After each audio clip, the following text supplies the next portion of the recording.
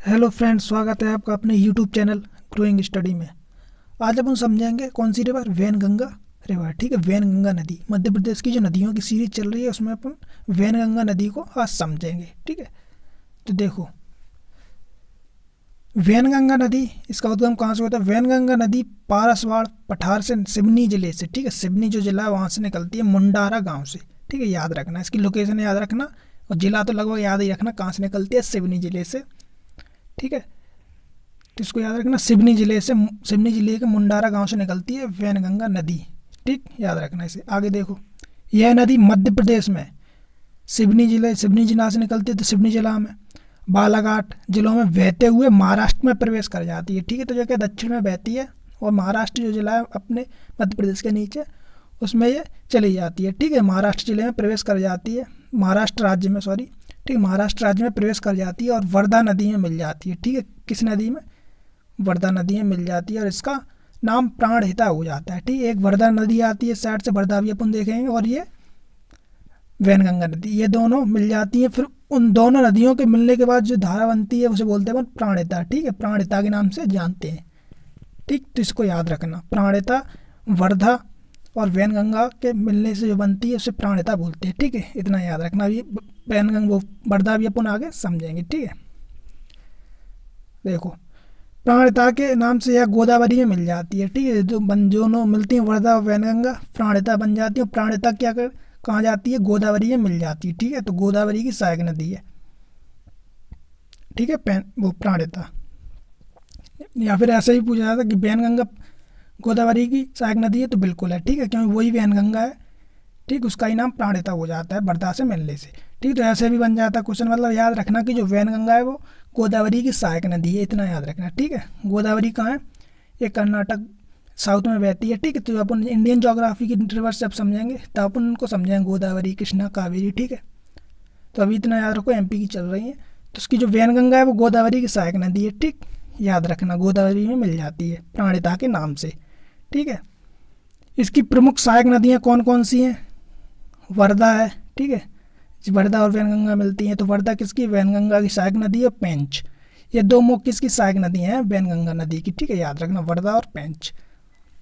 ठीक है, आगे देखो, वैनगंगा नदी पर, ठीक है, इसे याद रखना, वैनगंगा नदी पर सिवनी जिले में 1972 में निर्मित भीमगढ़ बांध। ठीक, इसे नाम याद रखना, भीमगढ़ बांध। ठीक है, जिसे संजय सरोवर बांध के नाम से भी जाना जाता है, संजय सरोवर बांध के नाम से भी जाना जाता है। दोनों नाम याद रखना, एक भीमगढ़ बांध, ठीक है, भीमगढ़ बांध, और संजय सरोवर बांध। ठीक, संजय सरोवर बांध, ये नाम याद रखना, ये क्वेश्चन बनता है, इंपॉर्टेंट है। ठीक है, क्यों इंपॉर्टेंट है, क्योंकि जो भीमगढ़ बांध है वो एशिया का सबसे बड़ा मिट्टी का बांध है, ये याद रखना। ठीक है, तो ये क्वेश्चन यहाँ से दो तीन क्वेश्चन बने हैं कि एशिया का सबसे बड़ा मिट्टी का बांध किस नदी पर है, तो वैनगंगा नदी पर है। कहाँ पर है, सिवनी जिले में। उसका नाम क्या है, तो उसका नाम है भीमगढ़ बांध। ठीक है, भीमगढ़ बांध या संजय सरोवर बांध। ठीक है, संजय सरोवर बांध, ये याद रखना फैक्ट। ठीक है, यहाँ से बनेंगे, ये वाली लाइन मोस्ट इंपॉर्टेंट है, यहाँ से क्वेश्चन बनते हैं। ठीक है, एमपी की जो वैनगंगा की नदी है वहाँ से ये क्वेश्चन बन जाता है। तो एशिया का सबसे बड़ा मिट्टी का बांध है, ये याद रखना, ये इंपॉर्टेंट फैक्ट है। ठीक है, ये क्वेश्चन बन जाता है पेपर में। ठीक, आगे देखो। ठीक, तो ये क्या है, इसके इंपॉर्टेंट जो फैक्ट थे वैनगंगा के, तो वो अपन ने समझ लिए हैं। ठीक है, यहाँ से ही क्वेश्चन बन जाते हैं, क्योंकि अपनी जो मेजर नदी थी नर्मदा है, चंबल है, तो उनको भी अपन ने समझ लिया था। अब अपनी क्या है, जो छोटी रिवर है वो चल रही हैं अपनी, तो उनको भी अपन समझते चल रहे हैं, क्योंकि यहाँ से क्वेश्चन बन जाते हैं। तो ये वाला पॉइंट जो है यहाँ से, ये वाला इंपॉर्टेंट पॉइंट है। ठीक है, तो ये वैनगंगा थी। अब इसको देखो, लोकेशन देखो, कहाँ से बोला था, सिवनी जिले से। ठीक है, तो सिवनी जिले से ये निकलती है। ठीक, ठीक है, सिवनी याद रखना। ठीक है, यहाँ से निकलती है और ये दक्षिण में चली जाती है, महाराष्ट्र में मिल जाती है गोदावरी से। ठीक है, याद रखना। आगे इसकी लोकेशन और देखते हैं अपन।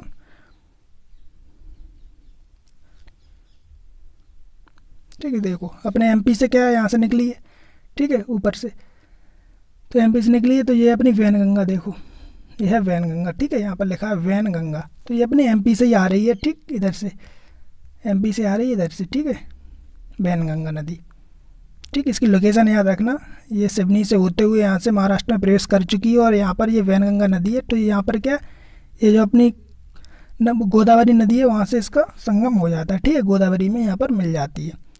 ठीक है, ये वर्धा, देखो वर्धा भी मैंने बताया ये दोनों मिल जाती हैं। वर्धा ये रही और वैनगंगा ये रही। ठीक है, यहाँ पर ये दोनों मिल जाती, फिर इसे प्राणहिता के नाम से जाना जाने लगता है। ठीक है, इस नदी को, वैनगंगा को, क्योंकि वर्धा भी आती है इस साइड से।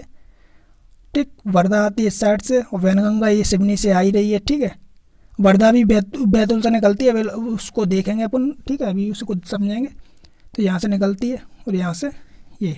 ठीक, तो यहाँ पर क्या है, प्राणहिता बन जाती है और ये गोदावरी नदी में मिल जाती है। ये महाराष्ट्र का, ठीक है, महाराष्ट्र है ये। ठीक, यहाँ से निकलती है एमपी से। तो ये इसकी लोकेशन है, इसको देखना याद रखना। ठीक है,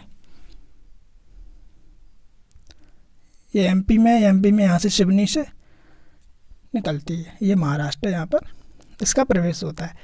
ठीक, तुझे क्या अपनी वैनगंगा नदी है, तो इसको समझ लिया अच्छे से, लोकेशन भी देख ली, तो इसको याद रखना। इसमें एक दो पॉइंट इंपोर्टेंट है, उनको याद रखना। ठीक है,